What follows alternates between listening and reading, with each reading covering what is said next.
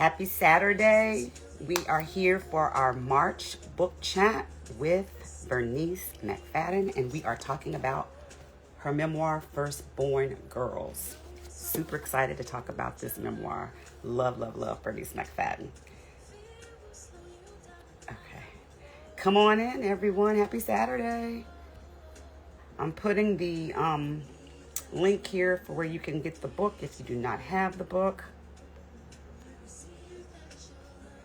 Hey, Renee, Alicia. Hey, Georgie. This is going to be a good time, you guys. I think Bernice is in here. Let me get myself together.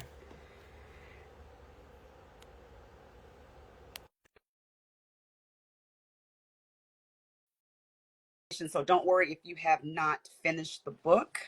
If you don't have the book, there is a pin there where you can order the book.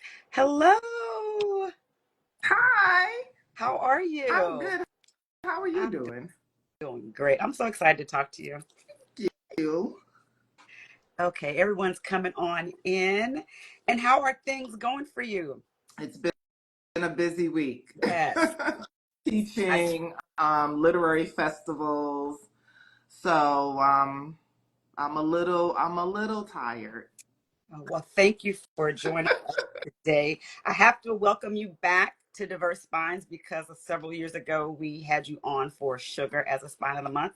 So I'm super happy about your amazing memoir, Firstborn Girls. It is so good, so delightful, in all the ways. So I'm going to do a quick intro and then we're just going to jump right into it because I'm sure that people really want to know all about what led you to write it. The title has so many meanings. So hello everyone, welcome to our March book chat. I'm Jamise. I'm the founder of Diverse Vines. You can also find me over on Spines and Vines. I'm thrilled to welcome back Bernice McFadden to Diverse Vines, and we're here to talk about her amazing memoir, Firstborn Girls. If you're a firstborn girl, please just raise your hand, put a hand raised in the chat so we can see you in the chat. And Bernice is an award-winning author. Collection absolutely amazing. I have been talking about Bernice for so many years. My mother gifted me a copy of Sugar when it came out over 20 years ago, and I will tell you that if you have not read Sugar, you need to do that and then work your way all the way through to this lovely memoir. So welcome. Thank you. Glad to be back. Yes. So let's talk a little bit about the first thing I want to talk about, because when you open up the book, can you talk about, you use the word angel sister? Yeah. And can you, Yeah. before we even start talking about like what led you to the memoir and all the things in it, can you talk about the word angel sister and how that came about? Sure. So while I was writing the memoir, it's populated with my ancestors. So I was just like in this dead sprint. I didn't want to go back to edit. So I was just writing. And after a few days, I was like, okay, now I'm ready to go back and read over what I've written. And, I work in the program Word. So when you misspell a word in that program, there's like a squiggly red line underneath the misspelled word. And I misspelled many words. But this word kept coming up, angel sister, angel sister. So obviously I'm thinking I was writing ancestor, but it was coming up as angel sister. So I Googled the word and it didn't exist. And I was like, oh, did I just create a word? It's a portmanteau. I think that's how you pronounce it. Two words you merge together. And then I called my attorney and I was like, let's trademark this. But it definitely describes how I feel about my ancestors, who I believe have been watching over me since my conception. Mm-hmm. Such a beautiful word. I remember when you posted about it and saying, let's get this out there. I'm going to, trademark this. It's just such a beautiful word with a beautiful meaning. So Firstborn Girls is your first memoir, but I feel like family, and I've heard you speak a lot. So just family is probably like intertwined through all of your books, as well as historical facts. Yeah. So what made you decide that now is the right time for you to tell your own story? I think, it was, I made the decision, the firm decision back in 2020 Mm-hmm. during COVID. We were locked down. I was thinking a lot about death, obviously, and I was thinking about legacy. I was thinking about lineage, and I had all these stories that had been passed down to me, stories I had been hearing since I was a little girl. And a lot of those people had already transitioned. And I was thinking about my descendants, like what's going to happen to these stories? I Yeah. don't want them to be lost. And that's when I was like, I think I need to write this memoir. Yeah. And I think that writing a memoir, I always seem to think about what, of course, what you're thinking and your memories, right? But also, like, what are the family that you're writing about? Yeah.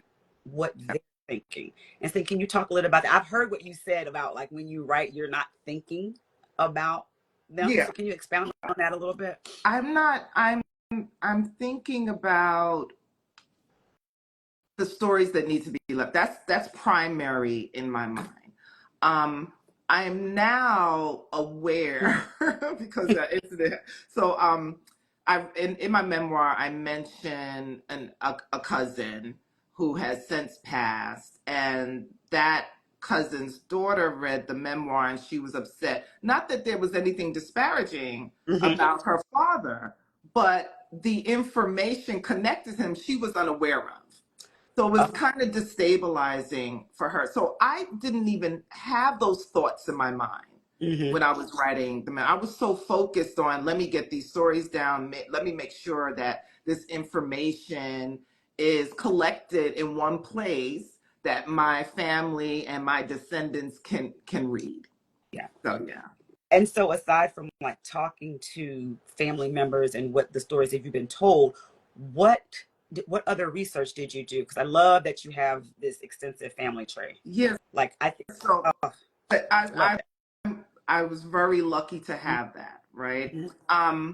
I talk about so the memoir really focuses more on my maternal Mm-hmm. line. I do talk a bit about my paternal line. That will be in the second Yeah. memoir. I'll focus on them. But that family tree was already, put together for me. So Mm-hmm. I just had to go and pull the information. But more than just speaking about who I am in the world, who my family are in the world, I wanted to intertwine that with historical Mm-hmm. events.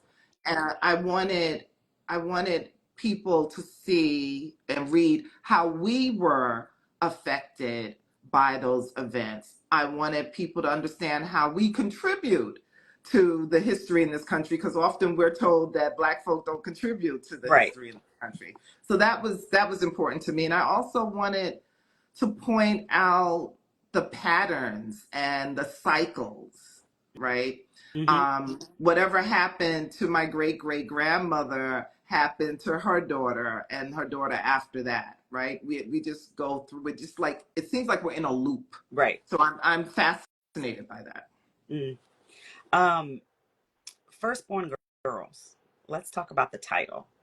Because I'm a firstborn girl. Of course you are. And let's just talk about the title. And then I was talking to someone yesterday just about how you look at the world differently as you're getting older and then you have an aging parent, and how sometimes I feel like things in my life are being put on hold because of the responsibilities of a firstborn girl. So can we just talk about the title and then let's dig into Yeah. the many. Oh my goodness. So many years ago, I started a blog and I called it Firstborn Girls. And simply because I was firstborn girl, I had no idea that there was a whole movement, that there's the eldest daughter syndrome. This is Mhm. early 2000s. So when I decided to write the memoir, that was the title that I had in my mind, because I'm a firstborn daughter, so is my mother, my grandmother, and I have a daughter, Yes. sole daughter, right?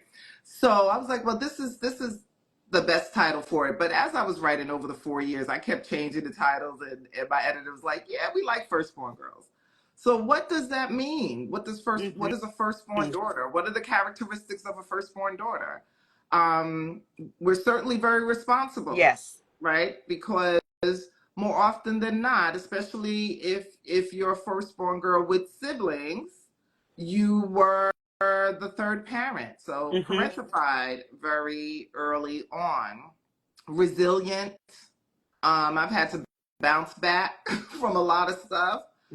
Um, uh, hyper independent. Hyper Yes. independent is another That's characteristic, one right? hundred Because percent. I have had to figure it out on my own. And also when I help a lot, Hmm. right? And so when I ask for help, first of all, it's very hard for me to ask for help. And when I do, and someone says no, Yes. especially It's kind of someone like, that I have helped, yes. oh my God, it's like, it's terrible for me. Hmm. So I'm like, okay, I'll just do it myself. Yeah. I've been doing it for myself. So I think I wanted to explore that because I saw my mother do it and I saw my grandmother do it, and I didn't know that it was a thing, Hmm. right? And it is a thing. And so like you said, now here we are, women of a certain Hmm. age, and our parents, our mothers are aging, and we have to now step in and Yes. help. So it doesn't end, Yeah. right? Did it when we were little, raised our own children, and just when you thought you could just go, Yes. oh, you got to Hmm. again. That's exactly the feeling. Yeah. Yeah, Like your children are grown and gone, and it's like, oh, yeah, now here comes another caretaking yeah, responsibility. yeah. Yes. Um, so let's talk about so going from the fiction, because all your incredible fiction, okay, from Sugar to Firstborn Girls, and your storytelling, like I tell anyone, is so rich. It's like it is so masterful and just the way that you intertwine stories. This memoir reads like a story, like a fictional, it's not fiction, but it reads like a novel. Yes. And so, can you talk a little bit about, were there any shifts or changes that you did from writing fiction work, historical fiction, to writing the memoir? No, because I wanted it to read like a Mm. novel. Those are the types of memoirs that I enjoy reading. I want to forget that I'm reading about real people, Yeah. right? And but so the transition from writing fiction to creative nonfiction wasn't much of a leap, Hmm. right? Um, I think the other reason why it might read like fiction too is because I had to think of my family members as characters, which is why I call my parents by their first names. Hmm. That was also so I could create some distance, so I could be completely honest and transparent about their Uh, lives. Because if I wrote the memoir saying mommy and daddy and mommy and daddy, I'm the little girl again, yes. right? Yeah. And I don't want people to know this. There's this shame that I'm carrying. Hmm. So that helped me, just thinking about them as characters on a page and telling their story. And in telling that story, I'm going to say there's one part, it's early on. And this is when I was like, oh my gosh, she is so darn good. The way that you describe the Cadillac and being inside the Cadillac, like for people who are not born of that time, not knowing that the ashtray popped out, or like even when you talked about pushing the lighter in, and I Yeah, instantly, even before you said it, I said, and it pops yeah. up, and it's like you describe it's like you're there inside the car. It's so good, and it's so. Tell me about what type of vulnerability, going through this process, what did it do for self-care or for healing, through the process? Um, there are things in there that I had been thinking about for years that maybe I wrote about in my journal or maybe I shared with close friends. And I'm like, why am I holding on to this? It's going to, me putting this information in this memoir is going to be unburdening for me, but I think also it's going to be helpful to someone who reads the book and be like, oh, you know, I have gone through this too. I've experienced this as well. It's not just me. Mm-hmm. And that's important. And I love that about reading. Like, oh my God, it's, you know, when you discover that there's a whole community Yeah. of people out there who have had those same sorts of thoughts, feelings, or experiences. So it was very unburdening Mm. for me to just put it out. And that's how I work through things. I work through things by writing. Mm-hmm. Yeah. And correct me if I'm wrong. In your fiction, because I think I heard you say this, and I could be wrong, Miss, you said that when you're writing the characters, are they inspired by members of their family, and then you kind of loosely just they are? I'm always writing about my family. Oh. I think if people are just coming to me through the memoir, Mm-hmm. and then they go back and start reading my fiction, they're going to see Yeah. all of those people, right? I don't know if it was when I was in DC with you, but some reader was like, "Is Luscious your Aunt Anna?" And I was like, "Yes, Yes. yes." So I'm always writing about my family. They're such source of inspiration for me. And you know, this thing about saying their Mm-hmm. names, like if you say that, they're gonna always remain alive, Yeah. right? So I want to keep them alive. So that's just me pouring energy into them. And my people are Yes, fascinating. they are. They are true characters. um, and I look at it also as a love letter, to the Black women in your life, Yes. right? Through it all, ups, down, and the resiliency of the Black woman. And so, can you talk a little bit about the trajectory of the Black women, in your family, like your great great grandmother, and down through, like how it has impacted you, and been the wind beneath your wings? Yeah. So you know this saying that's being circulated around the internet, and I think it's been popularized over a few years. I am not my ancestors. I'm like, that is so ridiculous to me. Yeah. I am my ancestors. You mean you're not the people who came over on the slave Yeah. ship, who survived, who broke out of slave? Like, you're not those people? I am completely those people. Mm-hmm.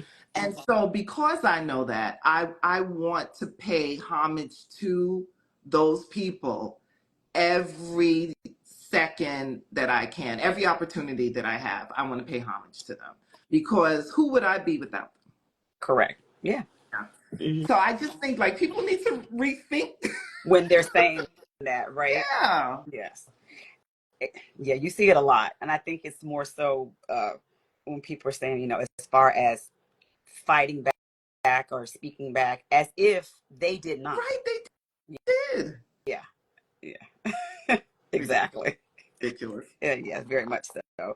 Um, so as a firstborn daughter, and you're telling this story, um, were there any particular moments, and you can speak about it or not, were there any particular moments where you struggled, like writing, or felt like you didn't want to share? Like how do you decide what to share and what not to share? Oh, I so the first few iterations of the memoir, there was a lot of information, Mm-hmm. right? Both personal information and historical information. Mm-hmm. And I struggled for the first maybe 2 years trying to figure out the structure that I wanted. Mm-hmm. Did I want to disseminate this information via letters? That was an idea I had, or just like one long memory. So I was back and forth, and that's what took me so long. Like I had all the information, I just didn't know what, how I wanted to structure it. So once I got it together, once I figured it out, I was like, oh, okay, this is how it needs to unfold. I got to tell you, my editors. I had two. Mm-hmm. I had a editor in the UK and my editor here in America, and it's those two women who really was like, maybe take this out. This is not working, because when you're so close to Yes. something, you Mm-hmm. don't see it, Mm-hmm. and you need skilled eyes on your work, and so they really helped me pull it together. Yeah. um, I don't know. There were things that I removed only because I had written this story in my second novel, right? The Warmest December. Mm-hmm. That is biofiction. I guess that's the term. Right. Um, at the time, right? This is 2001 when that book came out. I don't know. I was 35, however old I was, and still feeling ashamed for things that I didn't do, Right. but just the situation. And so I felt really terrible going on tour with that book and lying, right? It was like, was this inspired by your own life? No, no. Like, I couldn't say my father was still alive. You know what I'm saying? Like, I was Mm-hmm. thinking about all those things. So there are things that I had in the memoir that I removed because I'd already written about them in The Warmest December. Mm-hmm. And I didn't want my readers to be like, I already, read this. We're paying twice for the same book, which is why it was important for me to string the historical events Yeah. through the book. Yeah. Um, in memory, like you said, I love when you're talking about, your fiction, like how memory and things come to you, people come to you. As you're writing, is there anything that surprised you that came up and was like a revelation in writing the story? Yes. That my grandmother, Gwen, that she was a writer. Mm, okay. Because I've been reading her journals for years, right? And just reading them. But when I decided that I was going to return to those journals to help me write my memoir, and I was just reading like her diction, her wordplay, and I was like, oh my goodness, she's a writer. Maybe that's where I got it from, Right. and had no idea. That's Right. So not, that was quite yeah. surprising to have something. I've had her papers since 1997, Mm, 98, and to just see that, like, oh, this is what she was doing. Maybe she harbored that. Maybe she wanted to be a writer because she was a creative. She was a dancer, mm-hmm. right? So, yeah. Now to the complex part. Okay. Mother-daughter relationships, child. Um, I have a firstborn daughter. My sister has a firstborn daughter. Um, but you often write about the complex relationship between mothers and their daughters, the relationships. It's a special relationship, but it's also a complex relationship. And absolutely. so, how did your own personal experiences shape those narratives and how you're delivering the story? Um, and did writing your memoir shift any perspective for you? There's a quote that I love, and it says, it'll save you, it would save you a lot of heartbreak if you just imagine your parents as hurt children. Mm-hmm. And so I'm like, this is true, right? Why do, and I'll just take myself for example, like some of the decisions that I made as a young mother, not really knowing much, looking back now that I'm older, mature, educated, aware, like, oh, I wouldn't do those things now. So I have to forgive myself Hmm. for those missteps. And I hope my daughter will forgive me for those missteps. I certainly forgive my mother and my grandmother, because my grandmother did some really outlandish things to my mother. Hmm.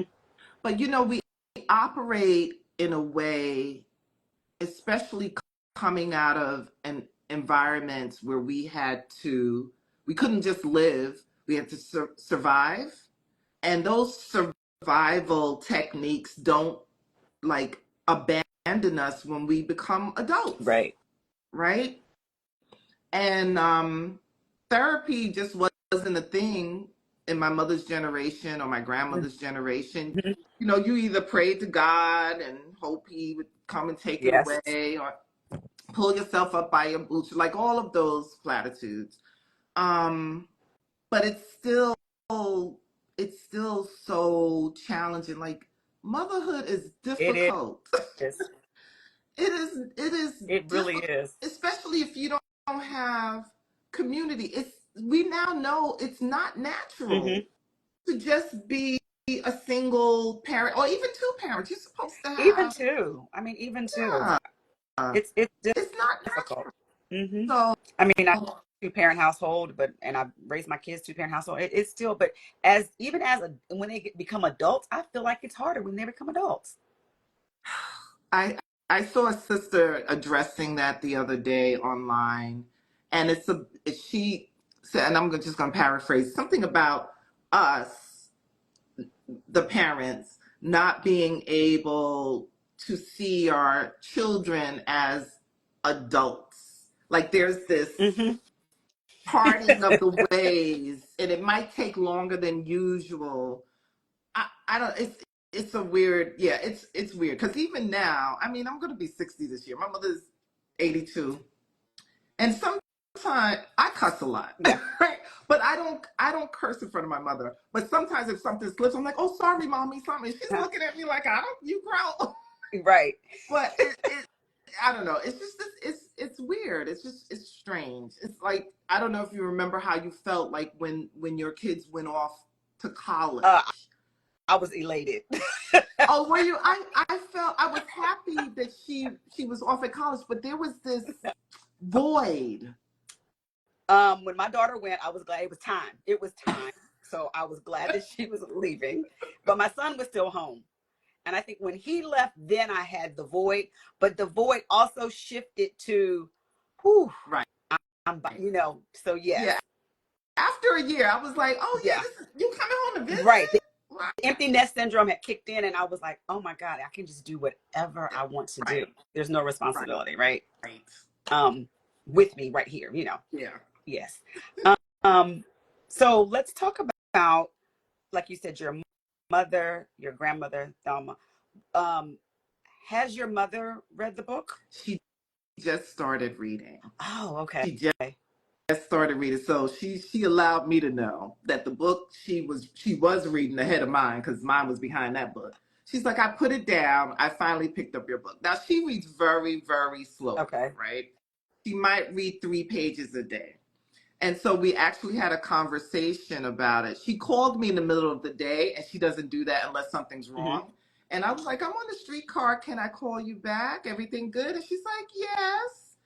And what she really wants to do, she wants to talk about the book. Oh, okay. And so she said, I'm reading this book. And she goes, my name is all through the book. I said, I told you.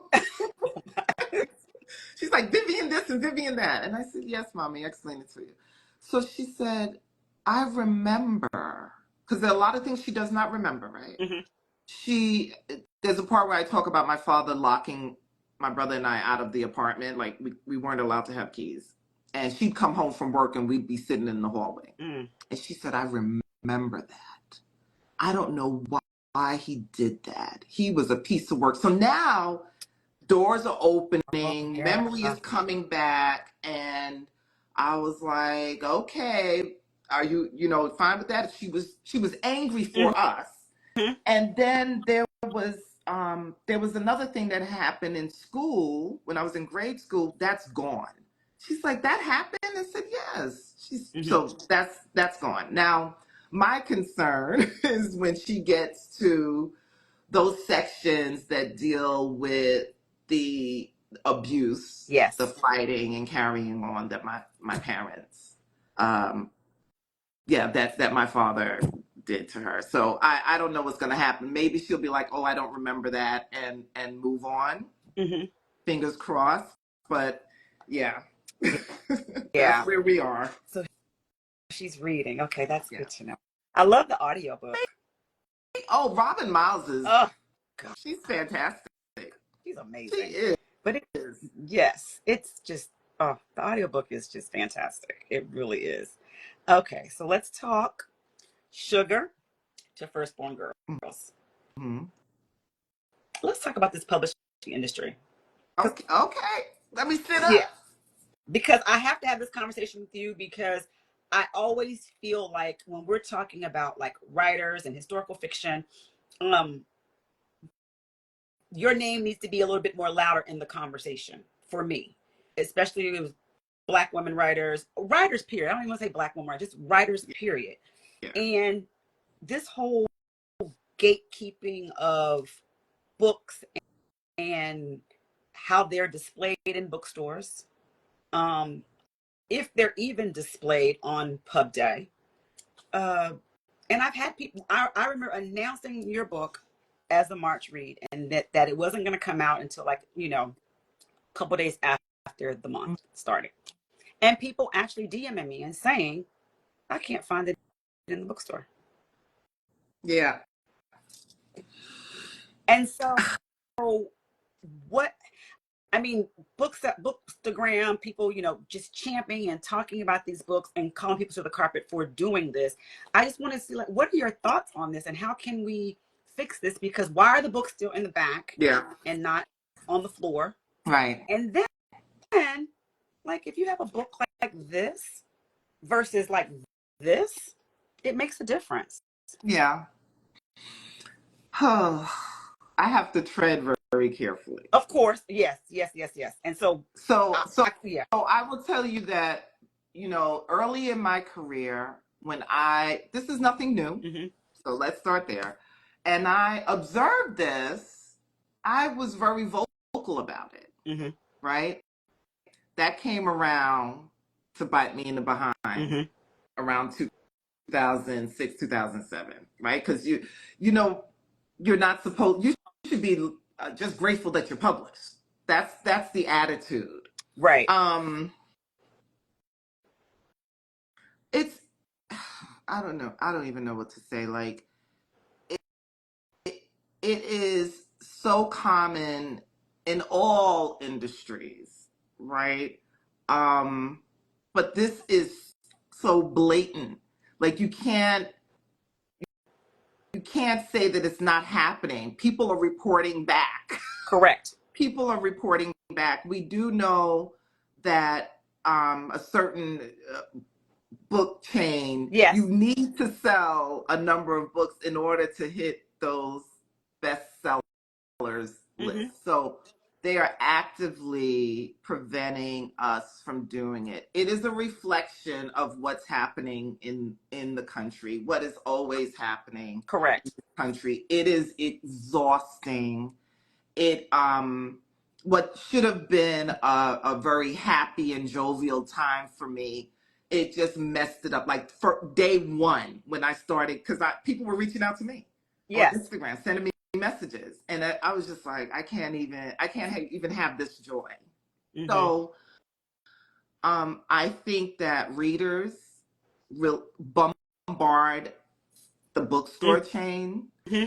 the publishers, email, and we know it's our dollars, right? Yeah. Target understands, so I mean, might have to do some of the same. Yeah. I think it, I wholeheartedly believe like it we're not going to say any names, but I wholeheartedly, there needs to be a reckoning with this chain and how they, um, especially Black books, people of color, how they don't display them, one or two copies, the rest Yeah, are copies from the back. And I mean, at the same prime thing with Victoria Christopher Murray for Harlem Rhapsody, the exact Same thing. There's no way that she should not have hit No the bestseller list. way. There's no I way. was looking for that. I was like on Saturday, Friday or Saturday after the book came out, I started looking to see. I was like, I know she's gonna hit it. Exactly. She should have. There's no reason why, but well, that's neither here nor there. But you know that you have a champion in Yes, us. You know you have a thank champion in you. me. It's like I'm Yes, always going to be screaming to the rooftops of getting. I purchased a copy, even though the publisher sent me a copy. I purchased a thank copy. you. So I love your writing, and so I want to talk about. Oh, I went all the way downstairs, and I don't know where I put it. Let's talk about Camilla's Roses because Oh yes. yes, you have to tell the people. And the covers, I don't have that cover. I have the old cover. I have not received any copies yet. Okay. So I expect that probably in the next few weeks. And I got to tell you, I'm so focused on Firstborn Girls. This kind of snuck up on me. It's Yeah, June it's next 10th, month, I think, right? right? It's May. It's May. It's May. Oh, I'm I like thought it looking was at you like June. I think I it's thought it was June. May. Oh, okay. I think it's May. I went all the way downstairs to get that book to show people, and I don't know what I did with it. Well, But it's May. oh, okay, okay. Shows you where my mind is.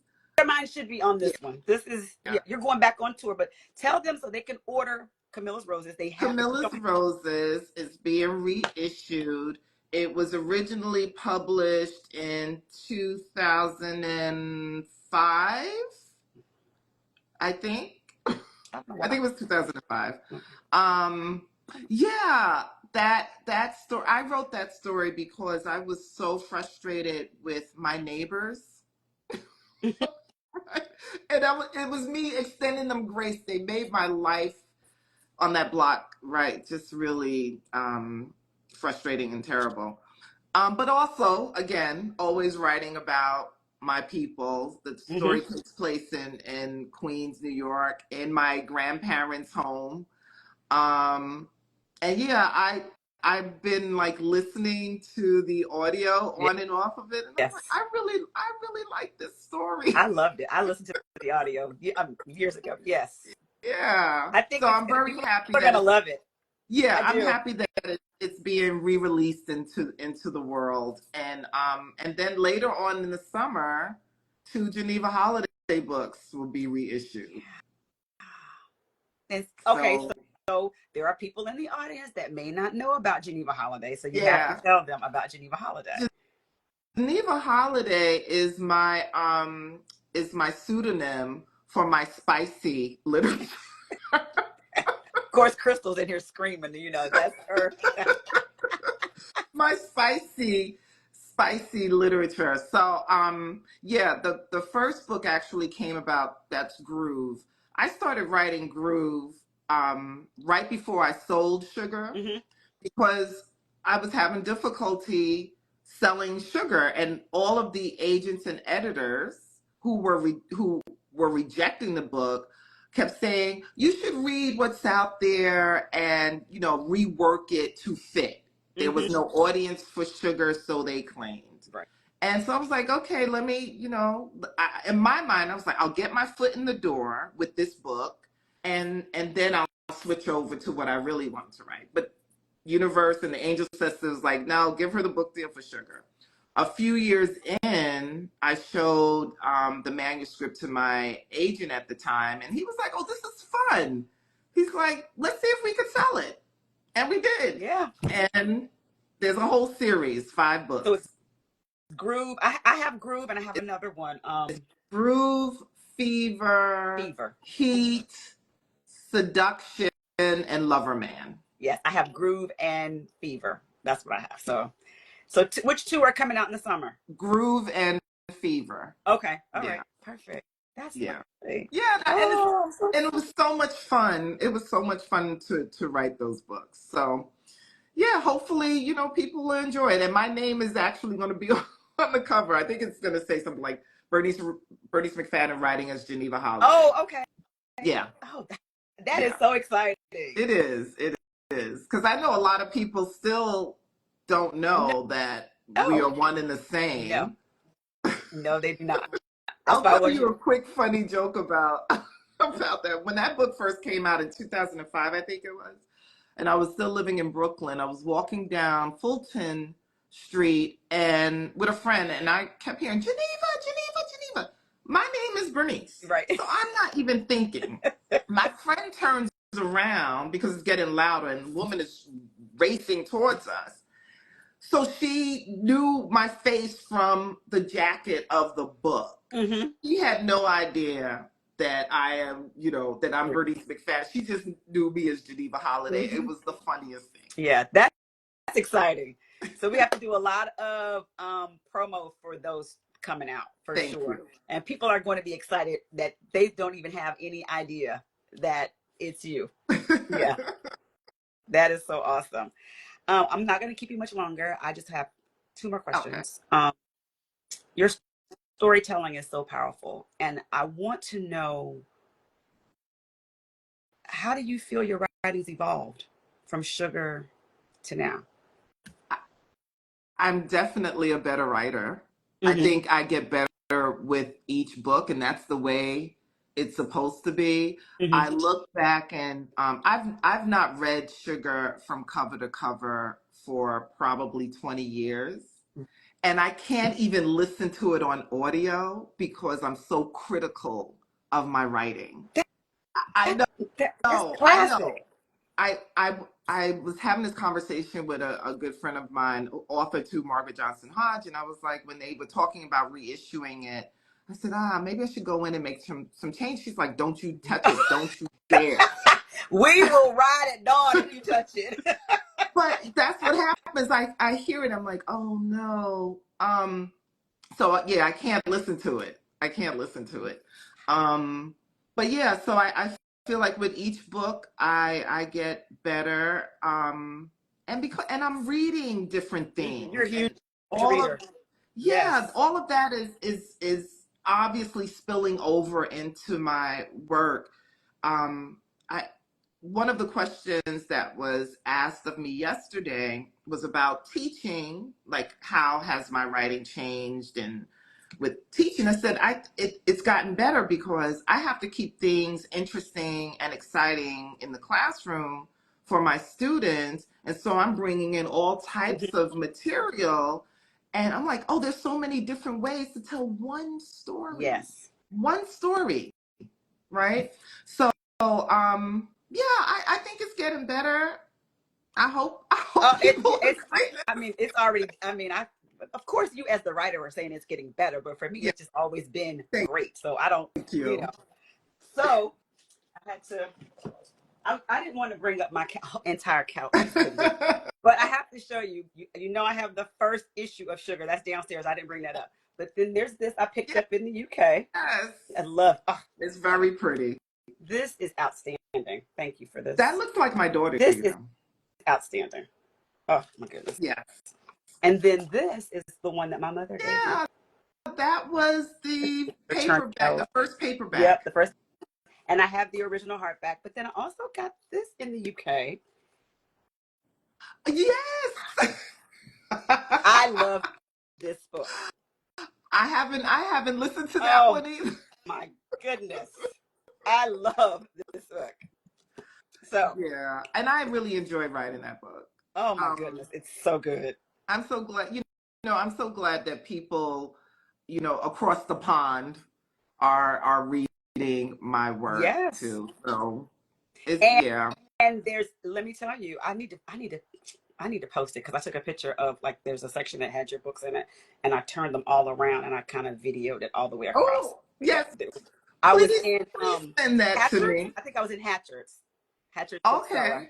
Mm-hmm. And it had them all across. I was like, oh my goodness. Uh, so Jamise, you have to send that to me, and also the video of the hopscotch. Well, oh, so wait, listen. I was going to share it, but I was like, I'm laughing so hard.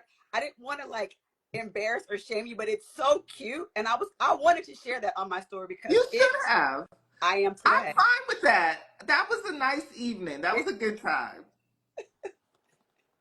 I wanted to say, like, when you've had a great dinner, a great book event, and Why? wine. You This is hopscotch. what happens. This is how it ends with hopscotch. I'm gonna share it. Thank you so much. Thank you so Oh my much. I goodness. really so much appreciate your ongoing support. I know you know how I feel about you, so Thank you. thank you. And Crystal, I'll see Crystal next week, I believe, in Okay. Oxford. And you're in Baltimore next weekend. Yes, I'm at a few places next Yeah, week. you're back on tour. You guys look at Bernice's page for the tour schedule. Support, support, support. Um, pick up a copy of Firstborn Girls. If you know any Firstborn Girls, pick up a copy for them. And we'll continue to support you as Thank you. always. All Thank you. right. I'll Take see care. you again soon. Yes. All right. Bye bye. Bye.